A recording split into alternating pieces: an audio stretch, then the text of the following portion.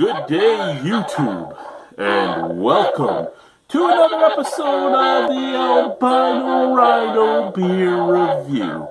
Today you have Albino Bat, and we're looking at a beer from the Halo Brewing Company.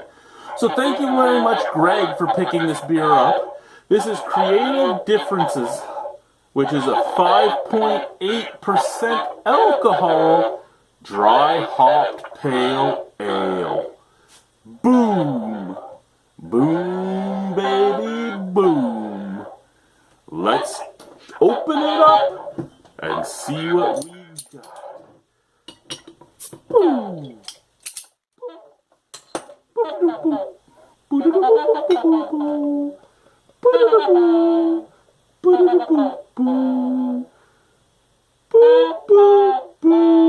Franklin. So, it's heady. I wish. Ooh, look at that. Oh, baby, I like that. I like that. I like that look a lot. Very heady, 4 fingers ahead, but a beautiful, very hazy, orangey color. I love that. That's almost like burnt orange. It's almost burnt orange. You know what? I can't do it. I can't do it. That thing is driving me insane. Almost burnt orange. It's still talking. It's still listening to me. It's still doing it. Almost burnt orange. Very hazy. I love the look of this. I need a hat. I have way too much hair. Way too much hair. Cameron's hat. There we go. Scent. Oh my god, that smells good. Does this have when it was bottled? Oh, it does. The 22nd of July. Today is the 7th of August, so this is like 2 weeks old. Oh my god, that smells amazing. Orange, passion fruit, mango, honeydew. It almost smells like, and I know that they wouldn't have used it because I've only really ever seen it in U.S. breweries, but it almost smells like there's some Belma in there because there's melon and berry in there. Yeah, strawberry, honeydew, orange, mango, passion fruit. Oh, it smells splendid. The head isn't fading. There's no snap, crackle, pop either. That head ain't going nowhere. That head ain't going nowhere. Shut up, Batman. Shut up. Get further away from me, Batman. Further away. Okay. So, fuck you.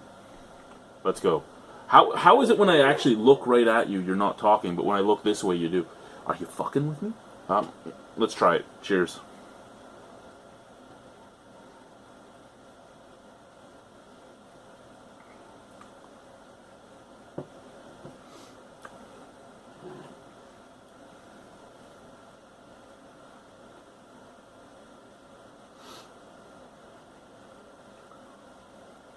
So here's the big thing with Toronto. They have some amazing breweries, but they have so many breweries that you don't always get to see what each different brewery has to offer. And this is a brewery that's been open for a little bit, not all that long, but a little bit, and I've never really had much from. And I didn't know what to think of them. I didn't know if they'd do any good. I didn't know anything really about them. And then I get to drink their beer. I've had 2 beers from them. And only 2 beers. And I want everything else they could make. This is fucking excellent. This is juice in a glass with a little bit of bitterness. This is juice with bitterness. This is beautiful. This is what a pale ale and an IPA and everything else should be for me personally. I don't want all those woodsy flavors. I don't want floral flavors. I don't want perfumey flavors. I love my fruity hops, my juicy fruity Vermont style hops and New Zealand hops. I love the new age hops and just the flavors they give off. I love the sweeter yet bitter IPAs more so than the just bitter to be bitter IPAs. I find them much more balanced because the bitterness is there in the end, but there's so much more flavor, so much more sweet and fruity flavor that I enjoy. So, I actually reviewed a stout earlier tonight. This has a heavier mouthfeel than that stout. This is medium bodied, full on medium bodied. Where the stout I had was like a light to medium. It just wasn't really there. This is there. Beautiful sweetness up on the forefront. A beautiful, just nice malty sweetness. Nice caramel malts,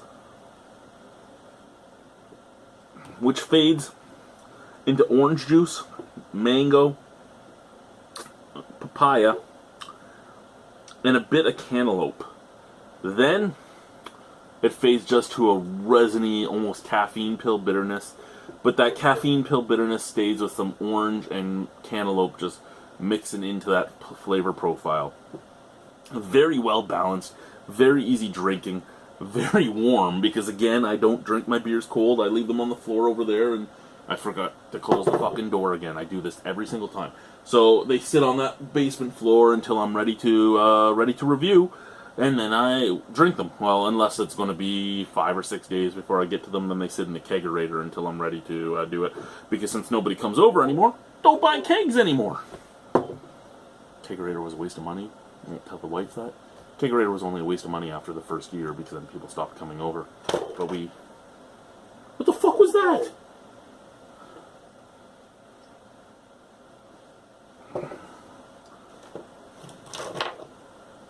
We don't tell her that. We keep that to ourselves. Okay, so flavor is awesome. Scent was awesome. Look was awesome. Halo's creative differences. I don't know what the creative differences were, but keep those creative differences up, guys. Out of 10 on this beer? Fuck.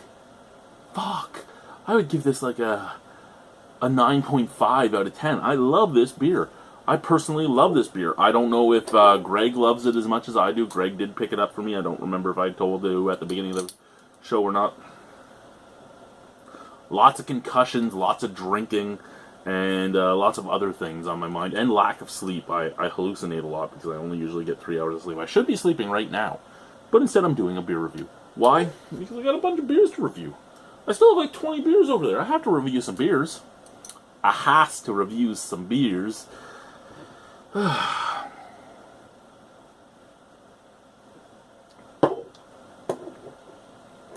So, yeah, my ABV, you have my my rating, and you have what I have to say about it. Great beer. If you can get out to Halo Brewing, do it. Next brewery in Toronto that I'm hoping to get some stuff from is probably Henderson. That will probably be the next one I try to get some stuff from. I'm loving these breweries. The only thing about these breweries, the only thing I can see is even with Burdock. I love Burdock. I love Bellwoods.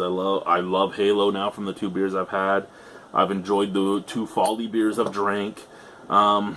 The only thing I can say about these breweries is that they seem to have one highlighted problem. Excuse me. And it's pretty gassy. The highlighted problem would be keeping beers in stock. They seem to have a size problem. I think they all need to expand possibly already. And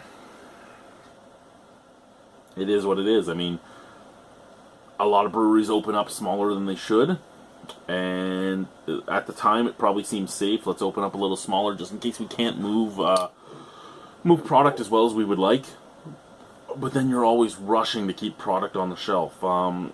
Say, look at Five Paddles. Five Paddles had that problem. They opened up as was it a 1 or a 2 barrel system, and they ended up having to upgrade to a 7 barrel system fairly quickly. They bought the old system from Railway City. Brimstone started off as a 1 barrel system, and very quickly jumped up to a 7 barrel system as well. There's a lot of breweries that open up too small, and they open up too small for 2 reasons. Fear of not being able to move the beer fast enough, and cost of equipment. So there is a reason to open up smaller, because you get open and can start making revenue faster. But it can be bad at the same time, because then you're fighting yourself to keep stock there, and then people are showing up and you only have 1 or 2 beers to offer, and And then the next week you might have 6 beers to offer, but they go super quickly and all that. So that's the only thing that these Toronto breweries seem to have is a inability to keep stock going. And maybe the hype machine is part of the problem. Maybe the hype machine hypes these guys up, but I've not really heard anything about Halo until I started looking up Toronto breweries, and me and Greg were like, well, where's this brewery compared to you? Where's this brewery? Because he's like, well, let's find some breweries that are close to where I live and close to my work, and let's do a little round trip, because I'd like to try some beers too. So, yeah, awesome beer. Bye, guys. Cheers.